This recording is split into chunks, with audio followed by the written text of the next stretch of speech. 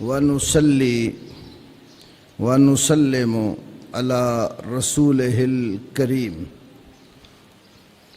أما بعد فأعوذ بالله السميع العليم من الشيطان الرجيم من حمده ونفخه ونفثه بسم الله الرحمن الرحیم۔ کچھ سوالات تو وہ ہیں جو بھی کل کے باقی ہیں، اور کچھ یہ بہنوں نے دیے ہیں جن میں سے ایک پرچے پہ 7 سوال ہیں۔ اس کا میں پہلے جواب دیتا ہوں، پھر یہ جو کل والے ہیں اس کو شروع کرتے ہیں۔ جب یہ ختم ہو جائیں گے پھر مجھے اور دینا، اپنے پاس نوٹ کر کے بے شک رکھو۔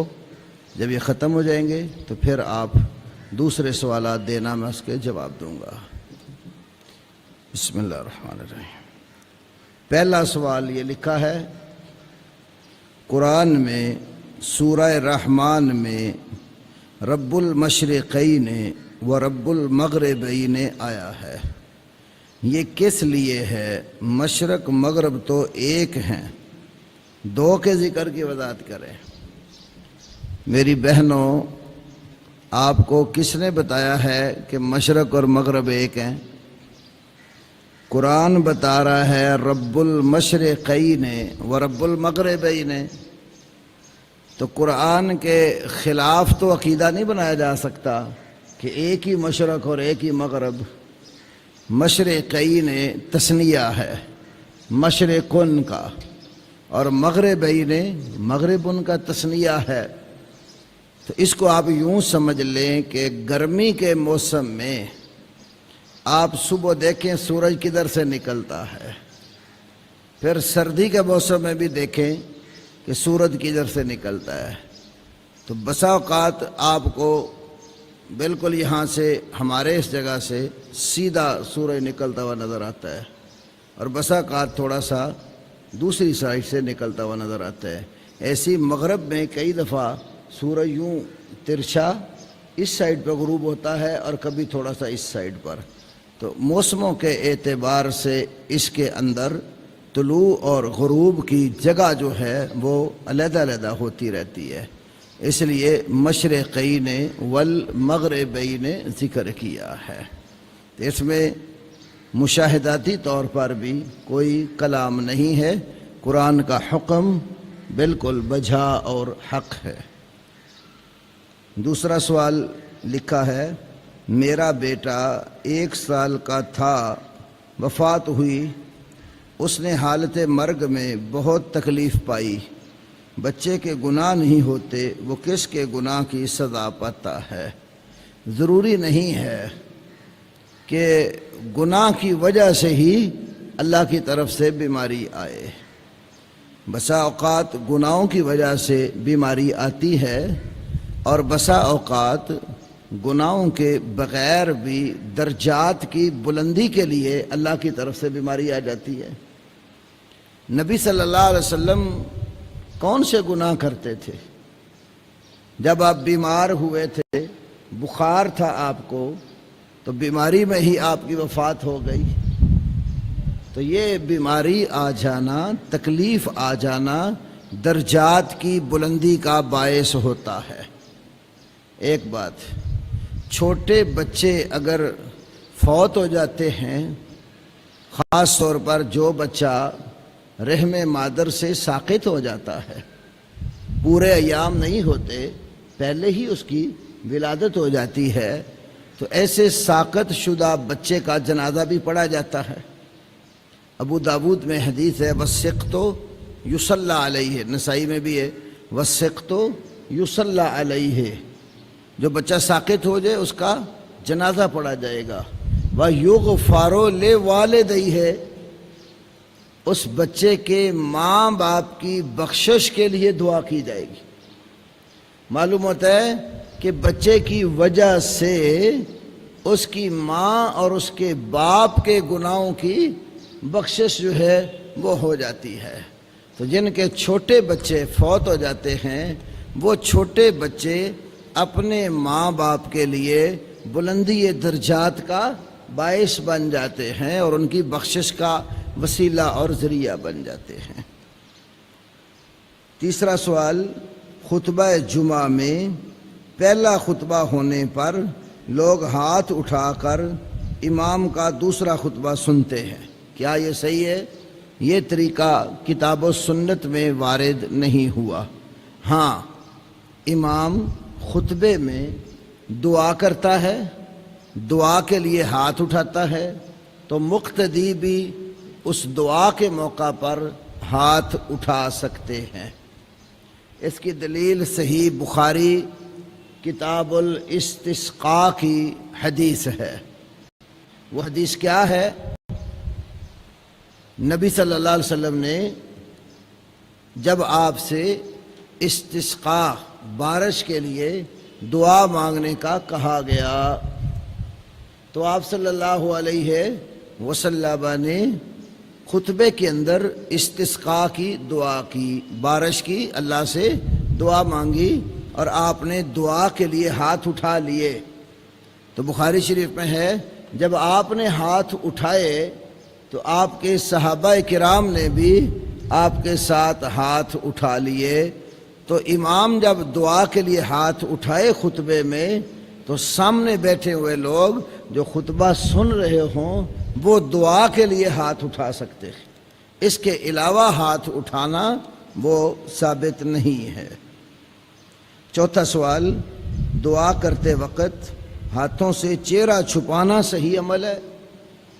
دعا کرتے وقت ہاتھوں کو اٹھا کر چہرے کے سامنے رکھنا مسنون ہے، اور اگر استسقاء کی دعا ہو تو زیادہ لمبے کر کے مبالغے کے ساتھ ہاتھ اٹھانا یہ بھی سنت ہے، اور حضرت انس رضی اللہ تعالی عنہ کی صحیح بخاری میں استسقاء کے اندر ہی حدیث موجود ہے۔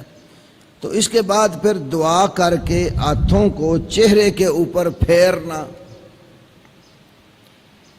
اس سلسلے میں جتنی مرفوع احادیث ہیں جن میں نبی صلی اللہ علیہ وسلم کا ذکر آیا کہ دعا کر کے اپنے ہاتھ اپنے چہرے پر پھیر لیے، تو یہ جتنی بھی روایات ہیں سب میں کلام ہے۔ اسی لیے حافظ ابن حجر عسقلانی علیہ الرحمہ نے بلوغ المرام کے آخر میں کتاب الجامع کے اندر ان روایات کے ضعف کی طرح اشارہ کر کے اور ان کے مجموعے کو حسن قرار دیا، وَمَجْمُوعُهَا يَقْضِي بِأَنَّهَا حَسَنٌ، ان کا مجموعہ تقاضا کرتا ہے کہ یہ حسن درجے کی حدیث ہے۔ لیکن دو صحابی عبداللہ ابن زبیر اور غالباً دوسرے عبداللہ ابن عمر ہیں، امام بخاری نے اپنی کتاب الادب المفرد میں دونوں صحابیوں کا عمل نقل کیا اور وہ سند بالکل صحیح ہے۔ کانا یدعوان و یدیران بالراحتین علی الوجہ، یدعوان دعا کرتے، و یدیران بالراحتین یہ ہتھیلیاں جو ہیں ان کو پھیرتے، علی الوجہ چہرے کے اوپر۔ تو دعا کر کے چہرے پر ہاتھ پھیرنا یہ مسنون ہے، چہرہ چھپا کے رکھنا تو یہ کہیں میں نے کتاب و سنت میں نہیں پڑھا۔ پانچواں مسئلہ، حافظ سعید صاحب نے القادسیہ میں مسئلہ بیان کیا تھا، قنوت وتر میں ہاتھ نہیں اٹھانے چاہیے، قنوت نازلہ میں ہاتھ اٹھاتے ہیں۔ مسجد حسن میں امام نے ہاتھ اٹھائے۔ میں کل تراویح میں یہاں نہیں تھا، فرض پڑھ کے میں چلا گیا تھا، میرا سحری کا کہیں پروگرام تھا، تو مسئلہ حقیقت میں یہی ہے۔ میں نے اس کو آج سے تقریباً 25 سال پہلے مجلہ الدعوہ میں تفصیل کے ساتھ لکھا تھا، اور میری کتاب آپ کے مسائل اور ان کے آپ کے مسائل قرآن و سنت کی روشنی میں، اس میں نے تفصیلاً جواب دیا تھا۔ حدیث کی روح سے اگر صرف قنوت نازلہ کریں قنوت وطر پڑھیں. خالی وطروں کی دعا آپ وطروں میں پڑھیں تو وہ رکوع سے پہلے ہے اور بغیر ہاتھ اٹھائے ہے. وہ نبی علیہ السلام سے وطر کے اندر قنوت وطر میں ہاتھ اٹھانا ثابت نہیں ہے. اس کو یوں سمجھو جیسے حدیث میں آتا ہے کہ سجدہ سہو سلام سے پہلے کرتے تھے. سہو کے 2 سجدے سلام سے پہلے کرتے تھے. تو کیسے پھر آپ کرتے ہیں؟ اتحیات جب بیٹھے ہوتے ہیں ساری اتحیات پڑھ لیتے ہیں, درود شریف دعا پڑھ لیتے ہیں. جب سلام پھیرنا ہوتا ہے تو سلام سے پہلے آپ اللہ اکبر کہہ کے سجدہ سہو میں چڑھتے ہیں, 2 سجدے کر کے پھر سلام پھیر دیتے.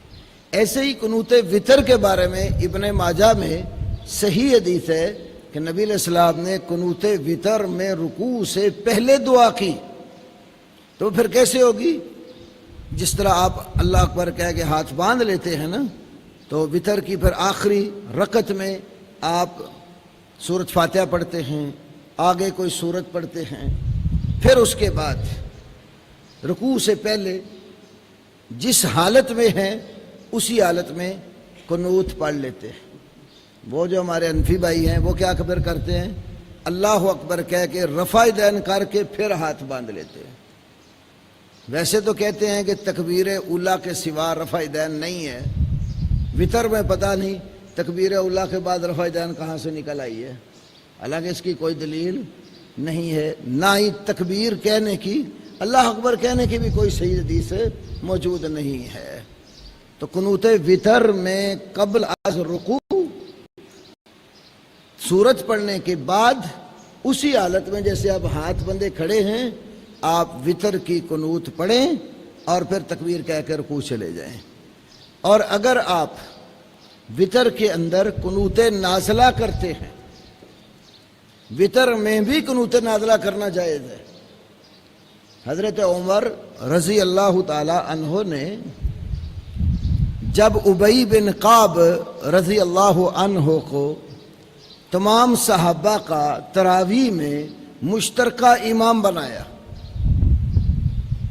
تو وہ ابی بن کعب وطروں کے اندر نازلہ والی دعا کرتے تھے مسلمانوں کے حق میں اور کفار کے خلاف. تو جو دعا مسلمانوں کے حق میں کی جاتی ہے, کافروں کے خلاف کی جاتی ہے, اس کو قنوت نازلہ سے تعبیر کیا جاتا ہے.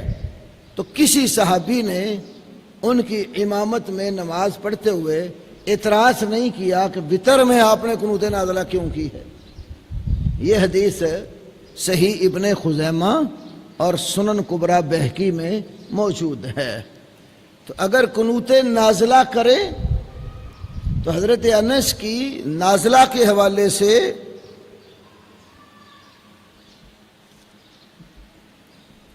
مسند امام احمد میں حدیث ہے کہ نازلہ کی قنوت میں فجر کی نماز پڑھائی, رکوع کے بعد اٹھے, آپ نے ہاتھ اٹھا کر پھر دعا کی.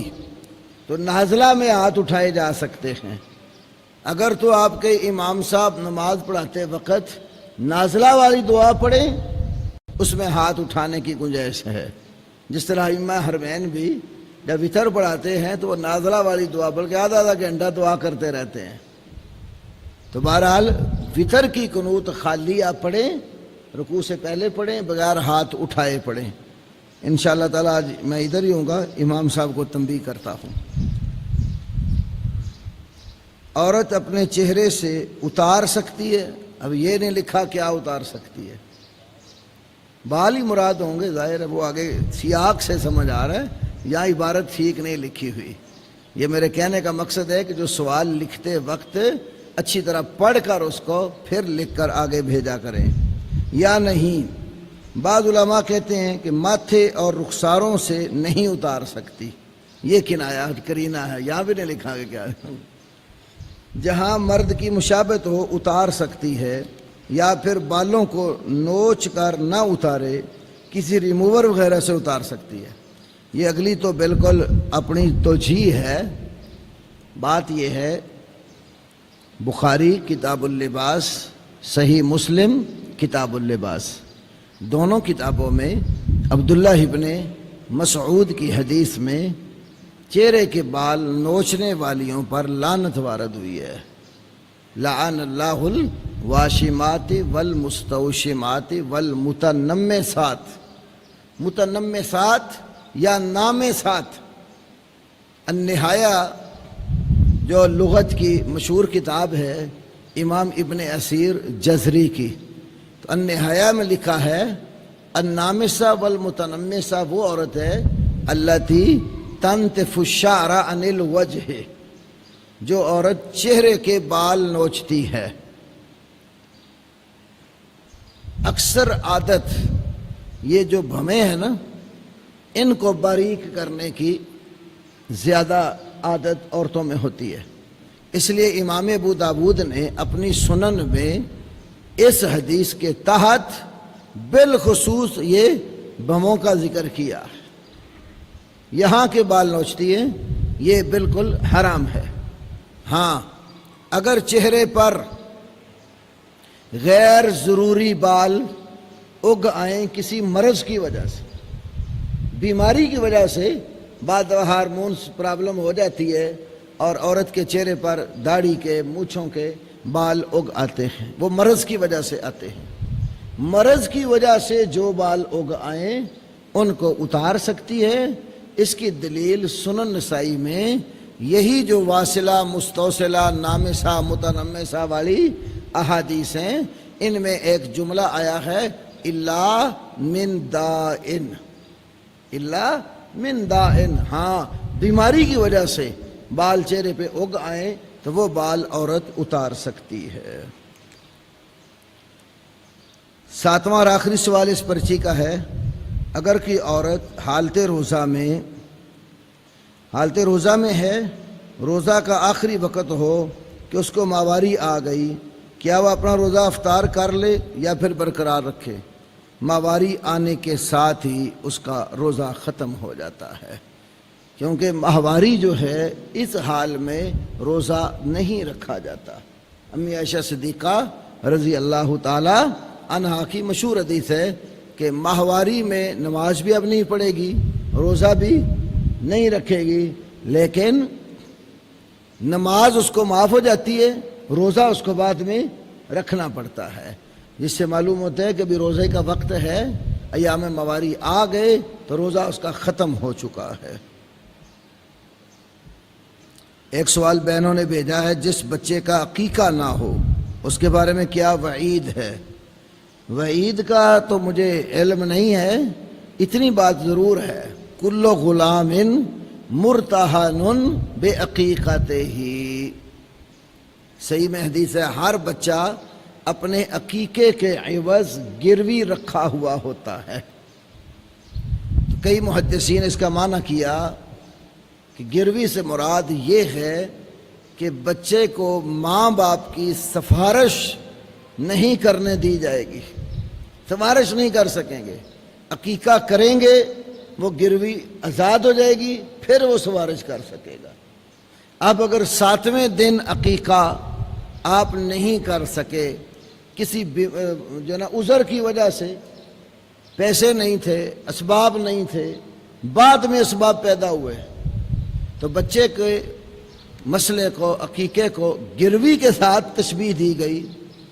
تو گروی اگر مقررہ وقت پر نہ چھڑائی جا سکے، جب ہمت ہو اس کو چھڑا لیتے۔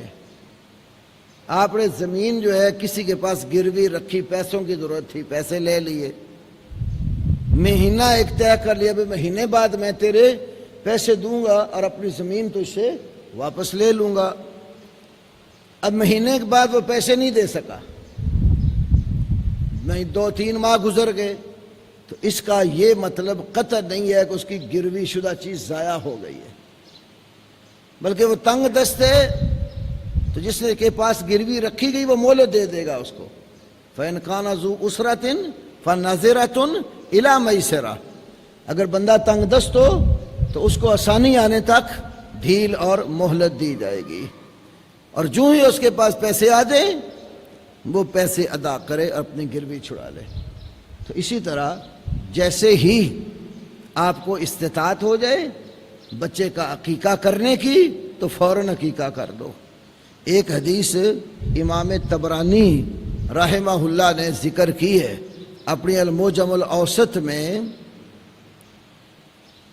وہ حدیث جو امام طبرانی نے ذکر کی ہے وہ یہ ہے کہ نبی صلی اللہ علیہ وسلم نے اپنا عقیقہ خود کیا تھا۔ عقا رسول اللہ صلی اللہ علیہ وسلم عن نفسہ ہی، جس بات کی دلیل ہے کہ عقیقہ بعد میں بھی ہو سکتا ہے۔ ماں باپ نے نہیں کیا تو بچہ بڑا ہو گیا ہے، استطاعت والا ہو گیا تو اپنا عقیقہ خود بھی کر سکتا ہے۔ عشاء کی نماز کا وقت کب تک ہوتا ہے؟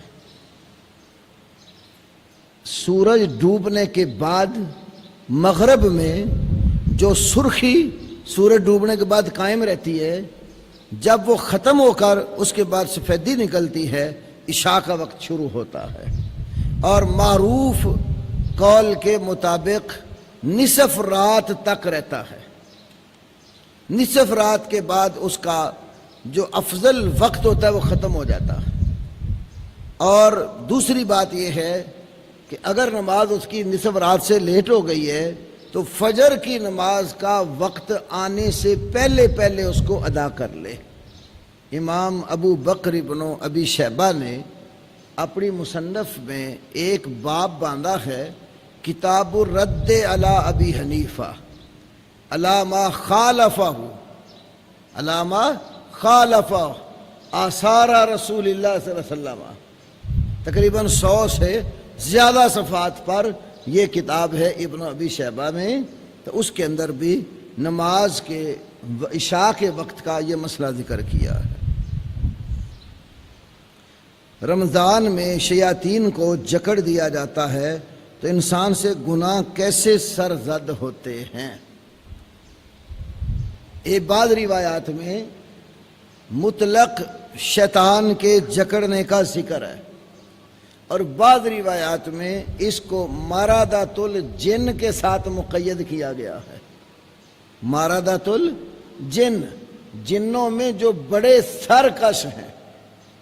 آپ کو تفسیر میں نے ایک قاعدہ پڑھایا ہے، اگر کوئی چیز کتاب و سنت میں مطلق وارد ہو اور دوسری جگہ اس کو کسی صفت سے مقید کیا گیا ہو تو مطلق کو مقید پر محمول کرتے ہیں۔ جیسے رقابتن کی مثال دی آپ کو، کئی کفارات ذکر کر کے مطلق گردن آزاد کرنے کا کہا، کوئی صفت نہیں ذکر کی کہ جو گردن اور غلام آزاد کرنا ہے وہ مومن ہو یا کافر ہو، لیکن ایک جگہ پر رقابتن مؤمنتن کہہ کر گردن کی آزادی کو ایمان سے مقید کر دیا۔ اب جہاں صرف رقابہ آیا وہاں بھی ہر طرح کا غلام مراد نہیں ہوگا، ایمان والا غلام مراد ہوگا۔ تو ایسے ہی جہاں شیاطین کا ذکر مطلق آیا ہے تو اس کو اس حدیث پر معمول کریں گے جس میں مارادۃ الجن کا لفظ آیا ہے، جنوں میں جو بڑے بڑے سرکش ہیں، اس لیے بڑے بڑے شیاطین جکڑ دیے جاتے ہیں اور چھوٹے شیاطین رہتے ہیں۔ اور دوسری بات، شیطان انسان کی صورت میں بھی ہوتا ہے۔ میں شیاطین الانس والجن، انسانوں میں بھی شیطان ہوتے ہیں اور جنوں میں بھی ہوتے ہیں۔ تو جنات والے شیاطین جکڑ دیے جاتے ہیں، انسان تو کھلے رہتے ہیں۔ سارا سال گناہ کر کر کے شیطنت اندر بھر چکی ہوتی ہے، اور انہی شیطانیوں کی وجہ سے رمضان میں بھی اس سے گناہ سرزد ہو جاتے ہیں۔ تو یہ کوئی بعید نہیں ہے۔ قرآن اور حدیث میں شرک کی کیا تعریف ہے؟ یہ جو اصطلاحات ہیں نا، تعریفات، یہ اللہ نے اور اس کے رسول نے بیان نہیں کی۔ ہاں، اللہ اور اس کے رسول کے کلام سے سیاق و سباق پڑھ کر آیت اور حدیث کا دایاں بایاں مطالعہ کر کے معلوم ہو جاتا ہے کہ شرک کیا ہے اور توحید کیا ہے۔ شرک کا لفظی معنی حصے داری، شراکت۔ اب اللہ کے ساتھ کسی بھی رنگ میں اس کی مخلوق کو حصے دار بنا دیں وہ شرک ہوگا۔ قرآن کی جن آیتوں میں شرک کا ذکر آیا ہے، آپ اگر ان کو پڑھیں گے تو کہیں اللہ کی ذات میں شراکت، جیسے یہودیوں نے کہا عزیر ابن اللہ، عیسائیوں نے کہا مسیح ابن اللہ، مسیح اللہ کا بیٹا ہے۔ اب اللہ کا کسی کو بیٹا قرار دینا، قرآن نے اس کو شرک کہا ہے۔ یہ بیٹا ذات میں شرک ہے۔ اسی طرح کفار مکہ نے اور یہودیوں اور عیسائیوں نے اللہ کی صفات میں بھی شرک کیا۔ جس طرح کسی چیز کو حلال یا حرام ٹھہرانا یہ اللہ کا کام ہے، انہوں نے یہ کام اپنے مولویوں اور درویشوں کو دے دیا۔ قرآن نے کہا اتخذوا احبارہم ورہبانہم اربابا من دون اللہ، انہوں نے اپنے مولویوں اور درویشوں کو اللہ کے سوا رب بنا لیا۔ اللہ کے سوا کسی کو رب بنانا کیا ہے؟ یہی شرک ہے۔ رب تو ایک ہے، جیسے آج آپ نے پڑھا الحمدللہ رب العالمین، رب تو ساری کائنات کا اللہ ہے۔ اب اللہ کے سوا مولوی کو رب بنا لینا، پادری کو رب بنا لینا، یہ مولوی اور پادری کو وہ اختیار دے دینے ہیں جو اللہ کے ہیں۔ تو اللہ کی صفات میں کسی کو حصے دار بناؤ وہ بھی شرک ہو جاتا ہے۔ جو کام اللہ کے ہیں، جو حقوق اللہ کے ہیں، اللہ کے حقوق بندوں میں بانٹ دینا، بندوں کو اللہ کے ساتھ شریک کرنا ہے۔ تو اس لیے کتاب و سنت کی نصوص پر غور کرنے سے معلوم ہوتا ہے اللہ کی ذات، اللہ کی صفات، اللہ کے حقوق و اختیارات میں مخلوقات میں سے کسی کو بھی حصے دار بنانا یہ اللہ کے ساتھ شرک ہے۔ انشاءاللہ اس پر گائے بغائے میرے دروس ہوتے رہیں گے، جیسے آج بھی کئی باتیں اس میں آ گئی ہیں۔ بہت ساری باتیں توحید کے حوالے سے میں نے ابھی کرنی ہے آپ سے، وہ انشاءاللہ جیسے جیسے کسی آیت میں موقع محل ہوگا کر پاس رکھے۔ میں نے شروع میں کہا بیٹا اینڈ پہ دینا، ابھی اتنے زیادہ پڑھے ہیں، یہ ختم کریں تو پھر۔ عورتوں کے اعتکاف کے بارے میں تفصیلاً جواب دے دیں قرآن اور حدیث سے، کیونکہ جب خواتین کو بتایا جاتا ہے تو مانتی نہیں ہے۔ نہ ماننے کا علاج کوئی نہیں ہوتا، تو مانتا ہمیشہ بندہ اللہ کی توفیق کے ساتھ ہے۔ اللہ کے جتنے پیغمبر آئے ہیں نا، بڑا بڑا لمبا زمانہ اپنی قوموں کو سمجھاتے رہے ہیں، قومیں نہیں مانی، اور جو ماننے پہ آئے ہیں اللہ نے توفیق دی، منٹوں میں مان گئے۔ تو ماننا نہ ماننا ایک الگ مسئلہ ہے۔ اب شریعت کیا کہتی ہے، نبی صلی اللہ علیہ وسلم کا طریقہ کیا تھا؟ قرآن نے کہا لا تباشروہن وانتم عاکفون فی المساجد، تم عورتوں سے مباشرت نہ کرو اس حال میں کہ تم مسجدوں میں اعتکاف بیٹھنے والے ہوں۔ قرآن کی آیت بتا رہی ہے اعتکاف کرنے کی جگہ مسجد ہے۔ مسجد سے ہٹ کر قرآن نے یا سنت نے اعتکاف کرنے کی کوئی جگہ نہیں بتائی۔ اور نبی علیہ السلام مسجد میں اعتکاف بیٹھتے تھے، اور آپ کے ساتھ آپ کی ازواج بھی خیمے لگا لیتی تھی۔ ایک دفعہ ازواج کئی تھیں، غیرت میں آ کر ہر کسی نے آپ کے ساتھ خیمہ لگانا شروع کیا۔ آپ نے خیمہ لگایا تو امی عائشہ نے ساتھ لگا لیا، دوسری ام المومنین میں سے کسی نے دیکھا، اس نے ساتھ لگا لیا۔ آپ نے دیکھا یہ غیرت میں آ کر ایک دوسرے کے ساتھ ساتھ خیمے لگائے جا رہی، تو آپ نے ان کے خیمے اکھڑوا دیے۔ اکھڑوانے کا سبب یہ غیرت تھی کہ ایک دوسرے کے مقابلے میں لگ پڑی ہیں۔ تو ان کے عمل سے معلوم ہوتا ہے گھروں میں نہیں خیمے لگائے، انہوں نے مسجد میں لگائے، کہ ان کو بھی پتا تھا کہ اعتکاف کی جگہ مسجد ہے۔ تو مسجد میں اگر اہتمام صحیح ہو، پردے کا لحاظ ہو، تو عورت کو مسجد میں اعتکاف کرنا چاہیے۔ اگر ایسا نہ ہو، گھر میں وہ بیٹھ کر عبادت کے لیے مختص ہو سکتی ہے، لیکن اس کو شرعی طور پر اعتکاف نہیں کہتے۔ اعتکاف کی جو شرعی پابندیاں ہیں وہ گھر میں ٹوٹ سکتی ہیں۔ مسجد میں اعتکاف بیٹھی ہو، شادی شدہ عورت ہو، اس کا خامند اس کے پاس مقاربت کے لیے نہیں آ سکتا۔ گھر میں بیٹھی ہو، اگر خامند اس کے پاس آ جائے، شرعی طور پر روک نہیں سکتی، کیونکہ وہ شرعی اعتکاف نہیں ہے، اور نفلی عبادت ہے یہ، اور عورت نفلی عبادت بھی خامن سے پوچھ کاری کرے گی۔ کوئی شخص وصیت کرتا ہے کہ فلاں بندہ میرا جنازہ یا مرتے وقت میرا چہرہ نہ دیکھے، کیا اس کی وصیت پر عمل کیا جائے گا؟ وصیت ہمیشہ وہ پوری کی جاتی ہے جو شریعت کے مطابق ہو۔ شریعت کے خلاف وصیت کی کوئی حیثیت نہیں ہوتی۔ تو کسی مسلمان کو جنازہ پڑھنے سے روکنا یہ شریعت کے خلاف ہے۔ مسلمان کا مسلمان پر حق ہے، جب فوت ہو جائے تو دوسرا اس کا جنازہ پڑھنے جائے۔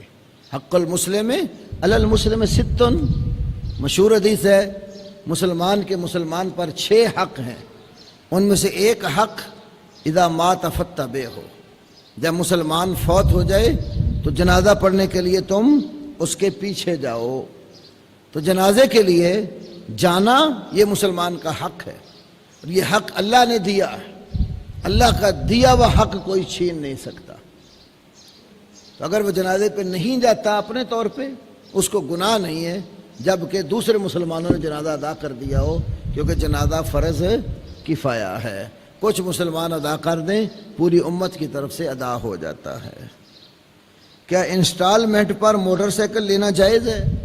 موٹر سائیکل ہو، واشنگ مشین ہو، کار ہو، کوئی چیز ہو، انسٹالمنٹ پر لینے کی وجہ سے اگر دکاندار اس کی اصل قیمت سے بڑھا کر قیمت لگاتا ہے تو اصل قیمت سے ادھار کی وجہ سے بڑھا کر قیمت لگانا وہ سود ہے۔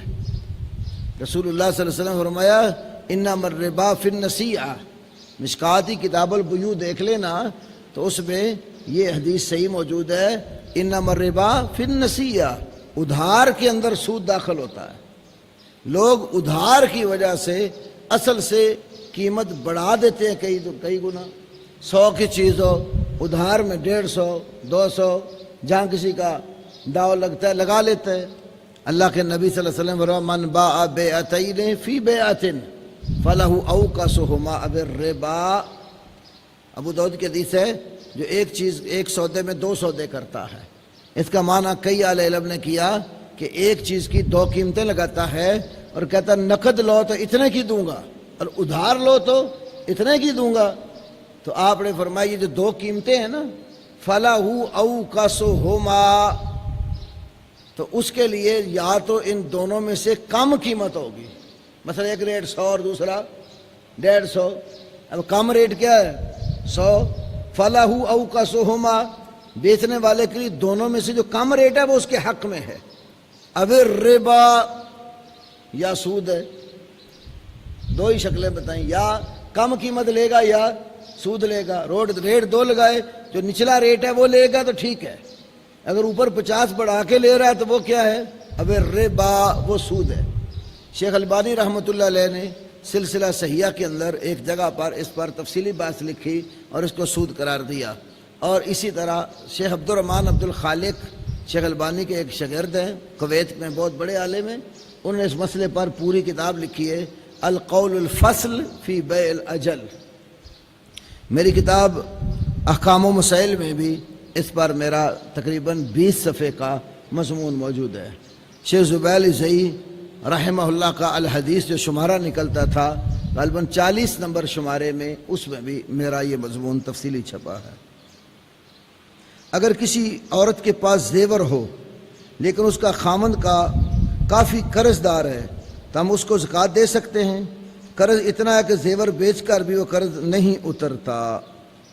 امام بخاری نے صحیح بخاری کے اندر ایک باب کتاب الزکوٰۃ میں باندھا، باب الزکوٰۃ علی الزوج، باب الزکوٰۃ علی الزوج، خامند کو زکوٰۃ دینا۔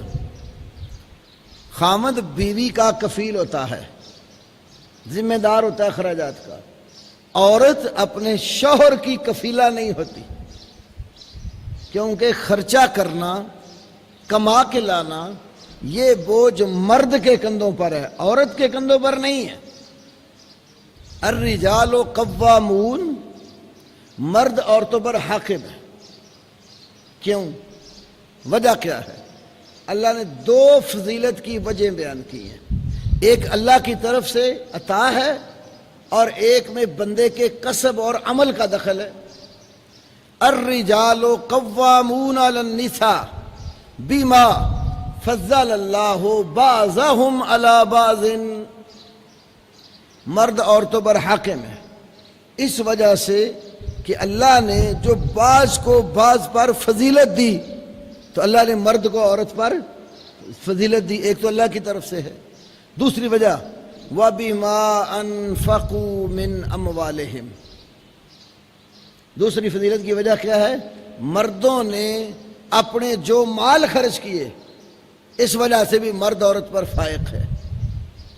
تو مال خرچ کرنا اصل میں مرد کی ذمہ داری ہے۔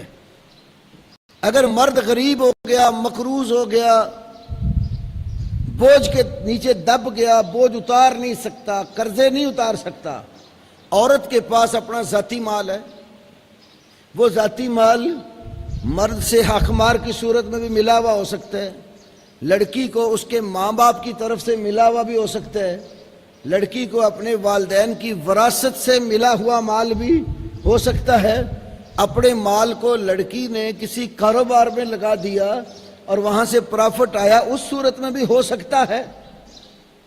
تو عورت کے پاس اگر اتنا مال ہے کہ وہ صاحب نصاب ہے، تو کیا اپنے شوہر کو زکوٰۃ دے سکتی ہے؟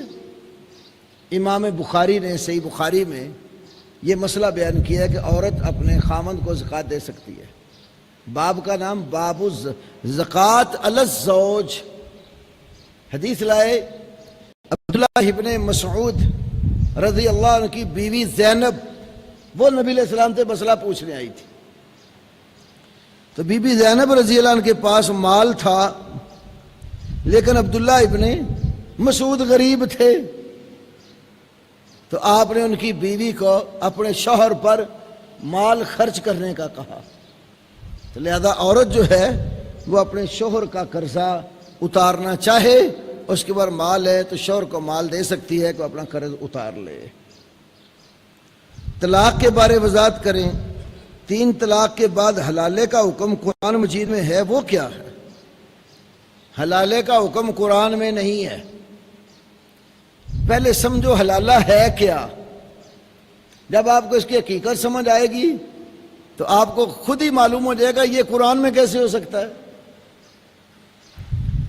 حنفی علماء میں سے امام ابو حنیفہ کے شاگرد امام محمد بن حسن الشیبانی، جو فقہ حنفی میں دوسرے بڑے امام ہیں، امام صاحب کے 2 مشہور شاگرد ہیں، قاضی ابو یوسف اور امام محمد، یہ دونوں امام فقہ حنفی کے ستون سمجھے جاتے ہیں۔ ان دونوں کا مسئلہ ایک طرف ہو اور امام صاحب کا ایک طرف ہو، دونوں کے اصطلاح استعمال کرتے ہیں صاحبین۔ صاحبین نے یوں کہا، اگر قاضی ابو یوسف اور امام ابو حنیفہ ایک طرف ہوں اور امام محمد ایک طرف ہوں، تو دونوں کے قول کو قال شیخین نے کہا، کیونکہ ابو حنیفہ بھی امام محمد کے استاد، قاضی ابو یوسف بھی امام محمد کے استاد، تو شیخین کہتے ہیں۔ اگر امام ابو حنیفہ اور امام محمد ایک طرف ہوں تو کہا جاتا ہے طرفین نے کہا، کہ قاضی ابو یوسف کو ان دونوں کی ایک ایک جہت لگتی ہے، امام ابو حنیفہ کی استاد والی جہت اور محمد بن شیبانی کی شاگردی والی جہت لگتی ہے۔ یہ 3 بڑی مشہور اصطلاحات ہیں، صاحبین اور شیخین اور طرفین۔ تو امام محمد کی کتاب ہے کتاب الآثار، کتاب الآثار میں حلالے کا معنی انہوں نے یہ لکھا ہے، اگر کوئی شخص اپنی بیوی کو 3 طلاق دے دیتا ہے، 3 طلاقوں کے بعد اس عورت کا نکاح طلاق لینے کی غرض سے کسی دوسرے آدمی کے ساتھ کیا جائے کہ وہ چند راتیں اس کے ساتھ گزار کر حقوق زوجین ادا ہونے کے بعد پھر طلاق دے دے گا، یہ طلاق لینے کی غرض سے جو نکاح کیا جاتا ہے اس کو نکاح حلالہ کہتے ہیں۔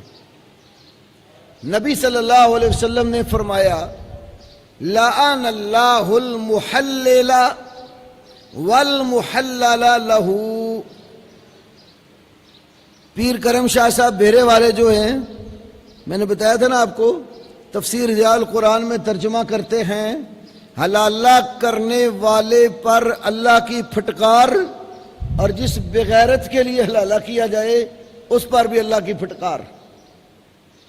پھر ان کے ایک رسالہ ہے دعوت فکر و نظر، کراچی سے چھپا ہے. یہاں اردو بدار نعمانی کتب خانے والوں نے ایک کتاب چھاپی ہے مجموعہ مقالات علمیہ. مجموعہ مقالات علمیہ، ایک مجلس کی 3 طلاق. انڈیا میں احمد آباد کے اندر 1973 میں ایک سیمینار ہوا مسئلہ طلاق پر، جس میں اہل الحدیث، جماعت اسلامی، دیوبندی اور بریلوی چاروں مکتبہ فکر کے علماء اکٹھے ہوئے اور مسئلہ طلاق پر ہر ایک نے اپنا اپنا مقالہ لکھا. وہ سارے مقالے اس کتاب کے اندر چھپے ہیں اور نعمانی کتب خانوں والوں نے چھاپے ہیں. اس کتاب کے آخر میں پیر کرم شاہ صاحب کا رسالہ دعوت فکر و نظر بھی چھپا ہوا ہے. شاہ صاحب اس میں ایک اور حدیث لائے ہیں ابن ماجہ کی. وہ کہتے ہیں جو لوگ 3 طلاقوں کے بعد باعث صد نفرین حلالہ کی صورت کا راستہ دکھاتے ہیں. باعث صد نفرین کیا معنی ہے؟ 100 بار نفرت کے قابل. باعث صد، صد عربی میں سواد دال، فارسی میں سال کو کہتے ہیں، صدی کو. باعث صد نفرین، 100 بار نفرت کے قابل صورت حلالے کی. کہتے ہیں انہیں اپنے غیور رسول کا یہ فرمان یاد رکھنا چاہیے، الا اخبرکم بالتیس المستعار، کیا میں تمہیں کرائے کے سانڈ کی خبر نہ دوں؟ ادھار جانور کرائے کا سانڈ لا کر لوگ اپنے جانوروں کے لیے رکھتے ہیں، تو فرمایا الا اخبرکم بالتیس المستعار، کیا میں تمہیں کرائے کے سانڈ کے بارے میں خبر نہ دوں؟ صحابہ نے کہا ہاں یا رسول اللہ. تو آپ صلی اللہ علیہ وسلم فرمایا هو المحلل، حلالہ کرنے والا کرائے کا سانڈ ہے. اب آپ بتائیں جس فعل پر لعنت وارد ہوئی ہو، جس حلالہ کرنے والے کو کرائے کا سانڈ کہا گیا ہو، اس کے جواز کی بات قرآن میں ہو سکتی ہے؟ نہیں ہے. لوگوں نے قرآن کی بات کو سمجھا ہی نہیں ہے. 3 طلاقیں وقفہ بعد وقفہ جب آدمی اپنی بیوی کو دے لیتا ہے تو اس کے بعد اتنی دیر تک وہ عورت اس خامند کے لیے حلال نہیں ہو سکتی جب تک وہ کسی دوسرے آدمی سے بسنے کی نیت سے نکاح کی رغبت جو ہے اس صورت میں شادی نہیں کرتی. طلاق لینا مقصد نہیں ہے، بسنے کے لیے شادی کرے. پھر زندگی میں کبھی اس مرد سے جدائی ہو جائے، عدت گزار کر پہلے شوہر کے ساتھ نکاح کرنا چاہے پھر اجازت ہے. یہ حلالہ نہیں ہے. حلالے کو ایک حدیث میں نکاح دلسا، نکاح دلسا، دلاسا یدلس و تدلیس، دھوکے فراڈ کا نکاح. نکاح دلسا فراڈ، دھوکے فریب والا نکاح.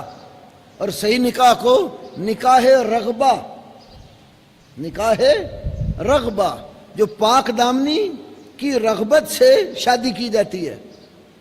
حضرت عمر کہا کرتے تھے، سنن کبریٰ بیہقی میں ہے، اگر میرے پاس حلالے والا شخص لایا گیا میں اس کو رجم کر دوں گا. اور صحابہ کی ایک روایت یہ ہے، ہم رسول اللہ کے زمانے میں نکاح حلالہ کو بدکاری اور زنا سمجھتے تھے۔ عبداللہ ابن عمر کی روایت ہے، حلالہ کرنے والا جس عورت سے حلالہ کرتا ہے اگر 20 سال تک بھی اکٹھے رہیں دونوں زانی رہیں گے۔ یہ روایات المطالب العالیہ حافظ ابن حجر کی، السنن الکبریٰ امام بہقی کی، اور اردو میں دیکھنا چاہیں میری کتاب آپ کے مسائل اور ان کا حل قرآن و سنت کی روشنی میں نے تفصیل سے یہ مسئلہ اپنی کتاب میں لکھا ہے۔ تو حلالہ یہ شرعاً جائز نہیں ہے، نکاح ملعونہ ہے۔ ہمارے دوست احباب جو بیچارہ سادہ لو عوام کو بڑی معصومیت سے حلالے کا حکم سنا دیتے ہیں، یہ حلالے کے فضائل بھی بیان کرتے ہیں۔ فتاوی شامی میں، روزے کی افطاری کا وقت قریب ہے، مسئلہ بھی آپ نے عجیب سا پوچھ لیا ہے۔ فتاوی شامی میں اور مفتی تقی عثمانی صاحب کی اردو زبان میں کتاب ہے درس ترمذی۔ درس ترمذی میں یہ بات لکھی موجود ہے، اگر کوئی شخص اس نیت کے ساتھ حلالہ کرے کہ وہ اس کے بھائی کے لیے حلال ہو جائے تو وہ کہتے ہیں اس کی نیت پر اس کو ثواب بھی ملے گا۔ جس فعل پر رسول اللہ لعنت فرما رہے ہیں اس پر ثواب مل سکتا ہے؟ اس سے بھی بڑی سنگین قسم کی عبارات موجود ہیں، اور کتابیں الحمدللہ وہ ساری میرے پاس ہیں، لیکن میں روزے کا چونکہ افطاری کا وقت قریب ہے وہ حوالے کسی دوسرے وقت پہ چھوڑتا ہوں۔ تو نکاح حلالہ حرام ہے، اس پر لعنت وارد ہوئی ہے، شریعت میں اس کا کوئی جواز نہیں ہے۔ 3 طلاقیں ہو گئی ہیں، بسنے کی نیت سے شادی کر رہا لے، اس خامند کے ساتھ گزارا کرتی رہے۔ اگر کبھی کسی وجہ سے تفریق ہو گئی، تفریق کی 4 وجہ ہو سکتی ہیں۔ نمبر 1، اس آدمی نے عورت سے تنگ آ کر طلاق دے دی۔ نمبر 2، عورت اس کے بعد رہنا نہیں چاہ رہی، اب خلا لے لیتی ہے۔ نمبر 3، وہ آدمی فوت ہو جاتا ہے، یہ اس کی بیوہ بن جاتی ہے۔ نمبر 4، وہ آدمی مرتد ہو کر دائرہ اسلام سے خارج ہو جاتا ہے، ان کا نکاح ٹوٹ جاتا ہے۔ ان 4 صورتوں میں اگر علیحدگی ہو گئی، پہلا خامند اور یہ اب دوبارہ نکاح چاہتے ہیں، تو اگر یہ اللہ کی حدود کو قائم رکھ سکتے ہوں تو دوبارہ آپس میں شادی کر سکتے ہیں۔ یہ جو اصطلاحات استعمال کی جاتی ہیں کسی بھی شرعی مسئلہ میں کہ یہ فرض ہے، سنت ہے، مستحب ہے، سنت مؤکدہ ہے، غیر مؤکدہ ہے، یہ اس طرح کی اور بھی، سوال یہ ہے کہ خیر القرون سے یہ اصطلاحات استعمال کی جاتی تھیں؟ یہ جو فرض، واجب، سنت، مستحب، مکروہ، مفسد وغیرہ اصطلاحات ہیں نا، اکثر تو یہ فقہائے احناف کی ہیں، کیونکہ فرض اور واجب میں فرق انہوں نے کیا ہے۔ البتہ فرض، واجب، سنت یہ الفاظ کتاب و سنت میں استعمال ہوتے ہیں، اور ان کی مراد اور مقصود جو ہے وہ پیش نظر رکھ کر جو ہے محدثین بھی یہ اصطلاحات لیتے ہیں۔ جیسے میں نے آپ کو ایک مثال دی تھی، فرض اور واجب ایک چیز کے 2 نام ہیں۔ امام بخاری نے باب باندھا، باب وجوب الحج، باب وجوب العمرہ، باب وجوب القراءات فی الصلوات کلہا، وجوب القراءات فی الصلوات کلہا، تمام نمازوں میں قراءت واجب ہے، عمرہ واجب ہے، حج واجب ہے۔ یہ لفظ امام بخاری نے صحیح میں استعمال کیے، نسائی میں بھی ہیں، ابن ماجہ میں بھی ہیں۔ تو محدثین کا فرض اور واجب ایک چیز کے 2 نام ہیں، اس کے لیے بھی میں نے آپ کو نسائی اور بخاری وغیرہ کی حدیث بیان کی تھی۔ اسی طرح سنت کا لفظ بھی کئی حدیث میں وارد ہوتا ہے۔ مثال کے طور پر 2 سجدوں کے درمیان دونوں پاؤں کھڑے کر کے ایڑیوں کے اوپر بیٹھنا، سمجھیں بات؟ بیٹھیں ذرا، دونوں ایڑیوں کے اوپر آپ نے بیٹھنا، پاؤں کھڑے کرو، ایڑیوں کے اوپر بیٹھ کے ہاتھ، دو سجدوں کے درمیان پاؤں کھڑے ہوں اور ایڑیوں کے اوپر آپ بیٹھ جائیں، اس کو بھی اقعاء کہا گیا۔ اقعاء کی کچھ ممنوع شکلیں ہیں۔ کتا آپ نے دیکھا ہوگا بیٹھتے ہوئے، دونوں پاؤں زمین پہ، گھٹنے کھڑے ہوتے ہیں نا، ہاتھ زمین پہ لگائے ہوتا ہے، یہ شکل منع ہے۔ یہ بھی، اس کو بھی شرع میں اقعاء کہا گیا کہ ایڑیوں کے اوپر بیٹھنا، لیکن یہ جائز ہے۔ کسی بندے کو یہ سمجھ آئی کہ یہ بھی جائز نہیں ہے تو عبداللہ ابن عباس رضی اللہ تعالیٰ سے مسئلہ پوچھا، صحیح مسلم میں حدیث ہے، انہوں نے کہا یہ اقعاء سنت ہے، الاقعاء سنت، یہ صحابی کہہ رہے ہیں اقعاء کیا ہے؟ سنت ہے۔ تو سنت یعنی نبی علیہ السلام کا طریقہ ہے۔ تو یہ اس طرح کے الفاظ اور ان کے معنی وہ کتاب و سنت میں خود موجود ہیں، لیکن یہ زیادہ لمبی چوڑی اصطلاحات جو ہیں ان کا اجراء نبی علیہ السلام اور صحابہ کے بعد میں ہوا ہے۔ تبلیغی جماعت کے مولانا زکریا صاحب، انہوں نے ایک کتاب لکھی ہے اختلاف الائمہ، اس میں انہوں نے یہ ذکر کیا ہے کہ صحابہ کے زمانے میں یہ فقہی موشگافیاں اور اصطلاحات نہیں ہوتی تھی، اور اگر کوئی اس طرح کا سوال کر لیتا وہ سوال گستاخی پر محمول کیا جاتا تھا۔ مثال دی، عبداللہ ابن عمر رضی اللہ عنہما سے کسی نے پوچھا اوتر واجب، اوتر واجب، کیا وتر واجب ہے؟ انہوں نے کیا جواب دیا؟ اوتر رسول اللہ صلی اللہ علیہ وسلم و اوترنا، اللہ کے رسول صلی اللہ علیہ وسلم نے وتر ادا کیے، ہم بھی وتر ادا کرتے ہیں۔ اس نے پھر کہا کیا وتر واجب ہے؟ انہوں نے کہا اوتر رسول اللہ صلی اللہ علیہ وسلم و اوترنا، رسول اللہ صلی اللہ علیہ وسلم نے وتر ادا کیے، ہم بھی وتر ادا کرتے ہیں۔ سائل پھر کہتا ہے وتر واجب، کیا وتر واجب ہے؟ صحابی یہی جواب دے رہے ہیں اوتر رسول اللہ صلی اللہ علیہ وسلم و اوترنا، اللہ کے رسول نے وتر پڑھے اور ہم بھی وتر پڑھتے ہیں۔ یہ روایت نقل کر کے مولانا زکریا نے آگے یہ بات سمجھائی ہے، اس سے پتہ چلتا ہے کہ ان کے ہاں یہ اصطلاحات نہیں تھی۔ پھر کہتے ہیں ایک عمل کرنے والے بندے کو ان اصطلاحات کی ضرورت بھی نہیں ہے، اسے بس یہ معلوم ہونا چاہیے کہ میرے نبی نے یہ کام کیسے کیا۔ اور اہل الحدیث اہل السنہ بھی اللہ کے فضل سے اسی نہج پر قائم ہے کہ ہمیں کام کا حکم دیا گیا اور طریقہ بتایا گیا، اب ہمیں یہ پوچھنے کی ضرورت نہیں ہے یہ فرض ہے، واجب ہے، مستحب ہے، افضل ہے، سنت ہے، موقدہ ہے، غیر موقدہ ہے، مکروہ ہے، حرام ہے، مکروہ تحریمی ہے، مکروہ تنزیہی ہے، یہ مفسد ہے، کیا ہے، ضرورت نہیں ہے۔ بس جو کام اللہ کے نبی نے کہا کرو کرنا ہے، جس کام سے نبی پاک نے روکا پہ رک جانا ہے۔ تو ایک عمل کرنے والے کو اس چیز کی ضرورت نہیں رہتی۔ اسے ہمارے لوگ سیدھے سادے ہیں، وہ زیادہ ان باریکیوں میں نہیں پڑھتے، انہیں پتہ چل دے کہ اللہ کے نبی نے نماز پڑھی ہے، بھائی اپنے ہاتھ تکبیر کہہ کر کندھوں یا کانوں تک اٹھائیں تو کہتے ہیں ٹھیک ہے۔ انہیں پتہ ہے کہ اللہ کے نبی جب رکوع جاتے تھے تو اسی طرح اپنے ہاتھوں کو کندھوں یا کانوں تک اٹھاتے تھے، رکوع سے اٹھتے تھے اسی طرح اپنے ہاتھ کندھوں یا کانوں تک اٹھاتے تھے، رفع دان کرتے تھے۔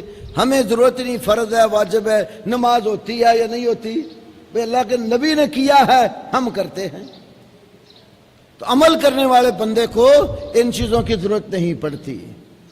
جتنا فقہا نے لوگوں کو ان اصطلاحات میں داخل کیا، آپ دیکھیں گے جو اصولی ہے نا، اصول کے پیچھے اصول فقہ والے خاص طور پہ میں نے اکثر دیکھا ہے اصول فقہ والے عمل کے اتنے پکے نہیں ہوتے جتنے اصول حدیث اور اصول سنہ والے پکے ہوتے ہیں۔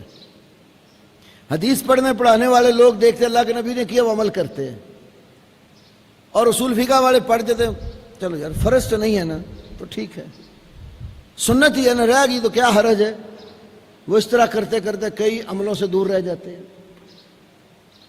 لیکن جو اہل الحدیث اہل السنہ ہیں اللہ کے نبی نے کیا بس ہم بھی کریں گے۔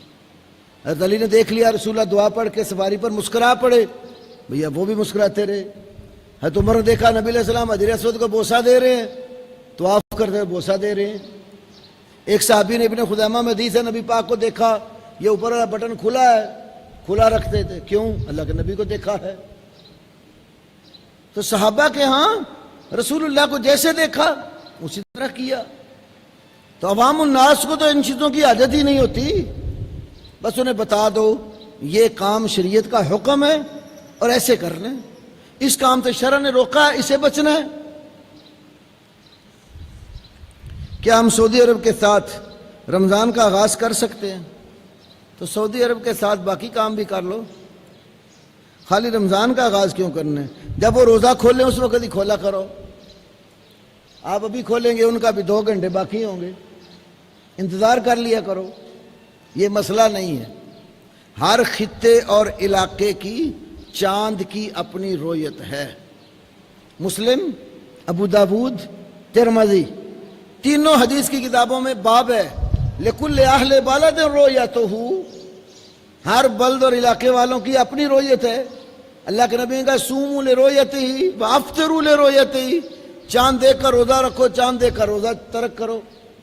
تو جب آپ کے خطے میں چاند نظر آ جائے، 2 صحیح اسلامی گواہیاں آپ کو مل جاتی ہیں تو آپ روزہ رکھیں۔ اگر خطے میں چاند نظر نہیں آیا، کسی دوسرے خطے میں نظر آ گیا ہے، آپ اس کے پابند نہیں ہیں۔ چاند کی اللہ نے منزلیں بنائی ہیں، اللہ خود قرآن میں کہتے ہیں وَلَقَدْ قَدَّرْنَا مَنَازِلَ، ہم نے چاند کی منزلیں بنائی ہیں، اور فضائی طور پر تقریباً کوئی 1000 میل فضائی جو سفر ہے نا، اس پر جا کر آگے منزل بدل جاتی ہے۔ میں آپ کو ایک اور بات بتاتا ہوں، پہلے دن کا جب چاند نکلتا، آپ تجربہ کر لینا، پہلے دن جب چاند نکلتا ہے نا، وہ زیادہ سے زیادہ 45 منٹ تک رہتا ہے، پھر ڈوب جاتا ہے، اس کے بعد اس کا سفر اگلی منزل کو ہوتا ہے۔ اب کراچی کا سفر ہم سے جتنا بھی دور ہے، آدھے گھنٹے کا فرق ہے۔ کراچی اور ہماری رویت ایک ہی ہے۔ سعودی عرب کا 2 گھنٹے کا فرق ہے، 45 منٹ سے اوپر چلی جاتی ہے بات، 2 گھنٹے کا فرق ہے۔ تو ہماری ان کے ساتھ سحری افطاری یا مہینے کا آغاز اختتام کیسے ہو سکتا ہے؟ بعض لوگ رہتے پاکستان میں ہیں، کام وہ کہتے ہیں سعودیہ کے ساتھ کرنے ہیں، اور اس طرح کے کئی متشددین ہیں، فتویٰ لگانے پہ تو سعودیہ والوں کو مسلمان بھی نہیں سمجھتے، ان کی حکومت کو کافر قرار دیتے ہیں، روزہ ان کے ساتھ رکھنا ہے۔ ایک بندے نے کتاب بھی لکھی القواشف الجلیہ فی کفریات دولت سعودیہ، ایک طرف کافر مانتے ہو، دوسری طرف اپنی سحری افطاری روزے کا آغاز سعودیہ سے، تو سعودیہ کے ساتھ باقی کام بھی کر لو نا۔ تو جس خطے میں آپ رہتے ہیں، آپ اپنے خطے کی رویت کا لحاظ کریں گے۔ کیا حاملہ خواتین جو روزہ نہ رکھ سکتی ہوں، کیا وہ روزوں کے بدلے میں فدیہ دے سکتی ہیں؟ سیدنا عبداللہ ابن عمر اور عبداللہ ابن عباس رضی اللہ عنہما، دونوں صحابہ سے یہ مروی ہے، وہ کہتے تھے کہ حاملہ اور مرضعہ، دودھ پلانے والی اور بچے کی حمل کی حالت میں جو عورت ہوتی ہے، روزہ نہ رکھ سکتی تو فدیہ دے دے۔ شیخ البانی کے 2 بڑے مشہور شاگرد ہیں، شیخ سلیم بن عید الہلالی، شیخ علی حسن حلبی الاسری، دونوں کے تعاون سے باہمی ایک کتاب چھپی صفات صوم النبی صلی اللہ علیہ وسلم۔ جیسے شیخ البانی کے نا صفات صلاۃ النبی، تو شاگردوں نے کتاب لکھی صفات صوم النبی، اس میں یہ دونوں صحابہ کے صحیح آثار لائے۔ اگر کوئی فرض نماز پڑھ رہا ہو پھر اقامت ہو جائے، کیا وہ سلام پھیر دے؟ نہ بھی پھیرے، نماز چھوڑ دے۔ مسند ابی یہ ابو داؤد طیالسی، مسند ابی داود طیالسی میں حدیث ہے، نبی علیہ السلام تشریف لائے، مؤذن نے اقامت کہہ دی، اور عبداللہ بن عمر عبداللہ بن عباس نماز پڑھ رہے تھے، فدینا فجازا باہو، نبی پاک نے پکڑ کر کھینچ لیا، فرمایا تصلی صبح اربعن، کیا تو صبح جب 4 رکعتیں پڑھے گا؟ نماز توڑ دی اس کی۔ جب اقامت ہو جائے اذا اقیمت الصلاۃ فلا صلاۃ الا المکتوبہ، نماز کی اقامت کہہ دی جائے پھر فرض نماز کے سوا کوئی نماز نہیں ہوتی۔ مولوی غلام حسن سعیدی جو بریلوی عالم ہیں، انہوں نے شرح صحیح مسلم میں اپنے ایسے لوگوں کا بڑا تفصیل کے ساتھ رد کیا ہے جو فرض جماعت کھڑی ہوتے خاص طور صبح کی سنتیں پڑھتے رہتے ہیں۔ وہ کہتے ہیں یہ فقہات کے بھی خلاف ہے، حدیث کے تو خلاف ہے ہی، کہتے ہیں فقہی طور پر بھی غور کرو، سنت کا مقام بڑا ہے کہ فرض کا؟ فرض نماز ضائع کر رہے کہ سنت میری رہتی ہے؟ بھائی سنت پڑھنی تھی تو وقت پہ اٹھتے، وقت پہ آتے، یا گھر پڑھ کے آ جاتے۔ حکم تو یہ ہے کہ اس کو پہلے پڑھو۔ جب آپ نہیں پڑھ سکے، فرض کی جماعت کھڑی ہو گئی ہے، اب فرضوں کے ہوتے ہوئے کوئی نماز نہیں ہوتی۔ اذا اقیمت الصلاۃ فلا صلاۃ الا المکتوبہ۔ ایک عورت کافی عرصہ سے بیمار ہے اور روزے رکھنے کی طاقت اس میں نہیں ہے، اس کے حصے کے روزے اس کے بیٹے رمضان کے بعد رکھیں گے؟ وہ روزہ رکھنے کی طاقت نہیں نہ رکھتی زندگی میں، تو پھر اس کی طرف سے فدیہ دیا جائے، وہ فدیہ دے اپنی زندگی میں۔ ہاں اگر فوت ہو گئی ہے اور اس کے ذمہ روزے رہتے ہیں فرضی یا نظر کے روزے، اس میں تھوڑا سا علم اختلاف ہے، نظر کے روزے یا فرضی رمضان کے روزے رہ گئے۔ رسول اللہ کی بخاری میں حدیث ہے، من مات وعلیہ صیام صام عنہ ولیہ، جو بندہ مر جائے اس کے ذمہ روزے رہتے ہوں، اس کا ولی اس کی طرف سے روزے رکھ لے۔ یہ موت کے بعد ہے، زندگی میں طاقت نہیں ہے، وعلی الذین یطیقونہ فدیۃ طعام مسکین، مسلوب الطاقہ ہے، روزہ رکھنے کی قوت نہیں ہے، تو پھر وہ مسکین کا کھانا فدیے میں دے دے۔ فوت ہو گئے ہیں، روزے رہ گئے ہیں، نہیں رکھ سکے، اس کا ولی رکھے۔ اختلافی شیخ البانی وغیرہ ادھر گئے ہیں، نظر کے روزے وہ اس کا ولی رکھے، باقی کا فدیہ دے۔ ہمارے شیخ نور پوری رحمہ اللہ کہتے ہیں حدیث عام ہے، فرض ہو یا روزے نظر مانی ہو وہ بھی فرض ہی ہو جاتے ہیں، تو ولی رکھ سکتا ہے۔ ہم سارے نبیوں کو مانتے ہیں، اتباع ایک کی کرتے ہیں، اس لیے بعض لوگ کہتے ہیں ہم 4 کو مانتے ہیں، تقلید ایک کی کرتے ہیں۔ اچھا، سارے نبیوں پر جب آپ ایمان رکھتے ہیں، آپ کا نبی آخری کون ہے؟ حضرت محمد صلی اللہ علیہ وسلم۔ جب یہ آ گئے تو باقیوں کی اطاعت ختم ہوگی، منسوخ ہو گئی۔ کیا آپ 4 کو مان کر باقی 3 کی اطاعت کو منسوخ سمجھتے ہیں کہ کسی حال میں بھی جائز نہیں ہے؟ جب نبی پاک آ گئے تو آپ کے ہوتے ہوئے کسی نبی کی آپ اطاعت کر سکتے ہیں؟ تو پھر ایک کو مان کر کیا دوسروں کی اطاعت جو ہے وہ بالکل اسی طرح حرام اور ناجائز ہے جیسے رسول اللہ کا ہوتا ہے؟ کسی نبی کی اطاعت نہیں آپ کر سکتے۔ اگر ہے تو آپ کا دعویٰ باطل ہے، کیونکہ آپ کہتے ہیں 4 میں سے جس کی چاہو تقلید کر لو۔ پھر یہ کیوں کہتے ہو؟ سیدھی طرح کہو نا کہ 3 اماموں کی اطاعت منسوخ ہو گئی ہمارے امام کے ہوتے ہوئے، اس کا دعویٰ کوئی بھی نہیں کرتا۔ کیوں؟ پھر دلیل دینی پڑے گی۔ پڑھو قرآن کی آیت جس میں اللہ نے کہا ہو تمہارے پر امام ابو حنیفہ کی تقلید واجب ہے، قرآن سے نہیں ہے۔ پڑھو رسول اللہ کی حدیث کہ اللہ کے نبی نے کہا ہو کہ امام ابو حنیفہ کی تقلید واجب ہے، حدیث میں بھی نہیں ہے۔ امت کا اجماع پیش کرو کہ امت متفق ہے صرف امام ابو حنیفہ کی تقلید پر، یہ بھی نہیں ہے۔ مجتہد مطلق کا قیاس پیش کرو، خود امام ابو حنیفہ نے کہا میری تقلید واجب ہے، وہ بھی نہیں ہے۔ تو ادلہ 4 سے کوئی دلیل نہیں بنے گی آپ کے پلے میں، تو اس لیے یہ مثال ہی غلط ہے، نبیوں کے ساتھ مثال دینا ہی غلط ہے۔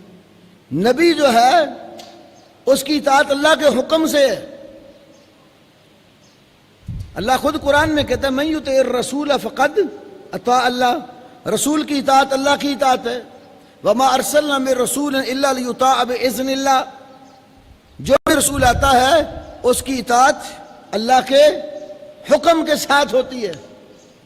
کوئی آیت حدیث ایسی ہے کہ امام صاحب کی اطاعت اللہ کے حکم سے یا رسول اللہ کے حکم سے؟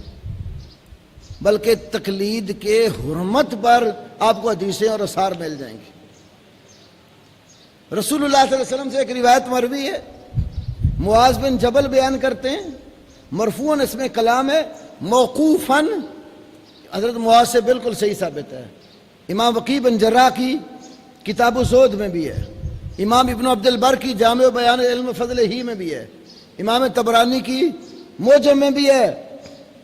حضرت معاذ کہتے ہیں اللہ کے رسول نے کہا، اور موقوفاً حضرت معاذ کا قول، لا تقلد العالم دینکم ان اہتدی، لا تقلد العالم دینکم، اپنے دین میں عالم کی تقلید نہ کرو، فان اہتدی، اگر وہ ہدایت پر بھی ہو تو لا تقلدو، پڑھو کوئی حدیث، کوئی ضعیف ہی نکال کے لے آؤ، قلدو ابا حنیفہ، پورے ذخیرہ حدیث میں ایک ضعیف حدیث بھی قلدو حکم کے صیغے سے تقلید کے لفظوں سے نہیں ہے، جبکہ دوسری طرف لا تقلدو، عبداللہ ابن مسعود سے صحیح سند سے مروی ہے، لا یقلدن رجل رجلا، لا یقلدن، آپ سمجھتے ہیں کہ یہ نون جو ہے نون توقید ثقیلہ ہے، لا شروع میں لگا ہے، ہرگز تقلید نہ کرے،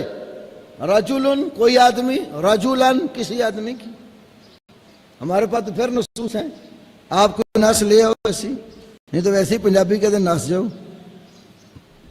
کیا نبی صلی اللہ علیہ وسلم صرف وہی سے بولتے تھے؟ تو پھر شاید والا مسئلہ، دینی مسائل میں وہی سے ہی بولتے تھے، دینی مسائل میں وہی سے ہی بولتے تھے۔ یہ نہیں ہے کہ اپنے ذاتی جو مسائل ہیں، گھر کے معاملات ہیں، اس وقت بھی وہ وہی کے ساتھ ہی بولتے ہوں۔ نبی علیہ السلام اللہ کی رہنمائی میں ضرور ہوتے تھے، کبھی خطا بھی ہو جاتی تھی اجتہادات میں، لیکن اللہ تعالیٰ کی طرف سے تصویب ہو جاتی تھی۔ تو یہ شاید والا مسئلہ بھی اسی نوعیت کا ہے۔ تعبیر نخل، کھجوروں کو پیوند کاری کا مسئلہ بھی اسی نوعیت کا ہے، کیونکہ آپ نے ان کو کہا تھا انما انا بشر، میں تو ایک انسان ہوں، انتم اعلم بامور دنیاکم منی، تم اپنے دنیا کے معاملات مجھ سے زیادہ جانتے ہو، جب میں تمہیں تمہارے دین کی بات کروں تو اپنی استطاعت کے مطابق اس کی اطاعت اور فرما برداری کرو۔ تو دینی مسائل جتنے ہیں وہ وہی سے ہی بولتے تھے۔ بخاری کی پہلی حدیث میں ہے، محمد بن ابراہیم تیمی کو بعض ضعیف قرار دیتے ہیں۔ محمد بن ابراہیم التیمی کو بعض الناس ہیں کون جو ضعیف کہتے ہیں، وہ بھی ذکر کرنا چاہیے نا، ورنہ کوئی سکہ ایسا نہیں ہے جس پر کسی نے کوئی بات نہ کی ہو۔ ان کی توثیق جو ہے وہ تقریب سے لے کر بڑی بڑی کتابوں تک موجود ہے، اور امت کا تلقی بالقبول دینا ان دو کتابوں کا، یہ تلقی اکیلی ہی تقویت کے لیے کافی ہے۔ اس لیے کہا جاتا ہے بخاری اور مسلم کے جو روات ہیں نا، قد جاوز القنطرہ، وہ یہ پل پار کر گئے ہوئے ہیں۔ کسی معزز شخصیت کی آمد پر تعظیماً کھڑا ہونا کیسا ہے؟ اسکولوں کالجوں وغیرہ میں جیسے ہوتا ہے۔ ہمارے حافظ عبدالسلام صاحب حافظہ اللہ نے اس پر ایک رسالہ لکھا۔ ایک حدیث ہے، رسول اللہ صلی اللہ علیہ وسلم نے فرمایا، من سرہ ان یتمثل لہ رجال قیاما فلیتبوأ مقعدہ من النار، جس بندے کو اس بات پر خوشی ہوتی ہے کہ لوگ اس کے لیے قیام کی صورت میں کھڑے ہو جائیں، وہ اپنا ٹھکانہ آگ میں بنا لے۔ اب جس کے لیے آپ کھڑے ہو رہے ہیں اس کی دو صورتیں ہیں، ایک یہ ہے وہ اس کھڑے ہونے کو پسند کرتا ہے، شریعت کی مخالفت کرتا ہے، کیونکہ صحابہ، ترمذی کی حدیث ہے، نبی علیہ السلام کے لیے بھی کھڑے نہیں ہوتے تھے، اس وجہ سے صحابہ جانتے تھے کہ اللہ کے نبی اس کو پسند نہیں کرتے، اور اگر وہ پسند کرتا ہے کھڑا ہونا تو پھر کیا ہوا؟ جہنم میں ٹھکانہ بنائے۔ من سرہ ان یتمثل لہ، جو بندہ پسند کرے لوگ اس کے لیے کھڑے ہو جائیں، وہ ٹھکانہ جہنم میں بنائے، اور اگر وہ ناپسند کرتا اور آپ کھڑے ہو جاتے ہیں، آپ اپنے بھائی کو اذیت دے رہے ہیں۔ ہر دو صورتوں میں قیام درست نہیں ہے۔ رمضان کے 3 اشروں کے نام دیے جاتے ہیں، مغفرت، رحمت اور بخشش اور جہنم کی آزادی۔ یہ 3 اشروں کی الگ الگ تقسیم درست نہیں ہے، کیونکہ یہ 3 اشروں کی الگ الگ تقسیم والی جو روایت ہے یہ سند کے اعتبار سے ضعیف ہے۔ علی بن زید بن جدعان اس روایت کا راوی ہے، اور امام بہقی علیہ رحمہ نے شعب الایمان میں اس کو ذکر کیا ہے، تو یہ روایت سندن کمزور ہے اور صحیح حدیث کے بھی خلاف ہے۔ ابو داؤد میں ایک صحیح حدیث ہے، وَلِلَّهِ اُتَقَاءُ مِنَ النَّارِ كُلَّ يَوْمٍ، ہر دن اللہ تعالیٰ بندوں کو جہنم سے آزادی دیتا ہے، یہ صحیح حدیث ہے۔ تو یہ حدیث بتاتی ہے کہ آخری عشرے میں جہنم سے آزاد ہوتا ہے۔ ویسے بھی رحمت، بخشش اور جہنم سے آزادی یہ متقارب المعنی ہیں۔ اللہ کی رحمت ہوتی ہے، بندوں کو معاف کر دیتا ہے، اس کی بخشش ملتی ہے، بندے جہنم سے آزاد ہو جاتے ہیں۔ یہ اشروں کی تقسیم ہی ٹھیک نہیں ہے۔ اللہ رب العالمین ہمیں کتاب و سنت سمجھنے اور عمل پیرا ہونے کی توفیق دے۔ 15 منٹ ہیں افطاری میں۔